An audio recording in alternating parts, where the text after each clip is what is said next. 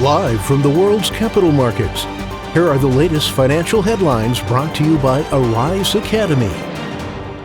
Bonjour et bienvenue dans nos perspectives financières d'aujourd'hui.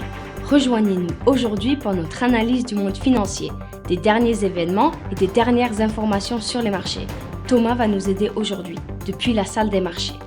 Le nouveau président de la SEC, Gary Gensler, a émis de nouveaux commentaires sur le Bitcoin, traçant parfois une ligne de démarcation entre la plus grande crypto du marché et les imitateurs. Les actions européennes ont clôturé en légère hausse, les marchés mondiaux cherchant une direction dans un contexte de bénéfices, de hausse des cas Covid et d'inquiétude sur la croissance américaine. Le Royaume-Uni envisage de bloquer le rachat d'ARM par Nvidia en raison de risques potentiels pour la sécurité nationale. La dernière session a vu les actions Nike gagner 1,0%, le signal haussier de l'indicateur MACD contredit notre analyse technique globale.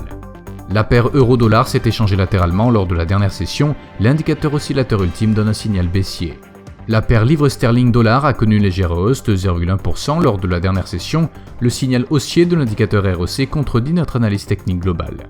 Le dollar australien a augmenté de 0,4% par rapport au dollar lors de la dernière session d'échange. L'indicateur stochastique RSI indique un marché suracheté. Le PMI des services de la JP Bank du Japon sera publié à minuit 30 GMT. Le PMI Market des services de la Grande-Bretagne à 8h30 GMT. L'évolution ADP de l'emploi aux États-Unis à 12h15 GMT. Les ventes au détail de l'Italie seront publiées à 8h GMT. L'ISM des services aux États-Unis à 14h GMT. Les ventes au détail de l'Australie à 1h30 GMT.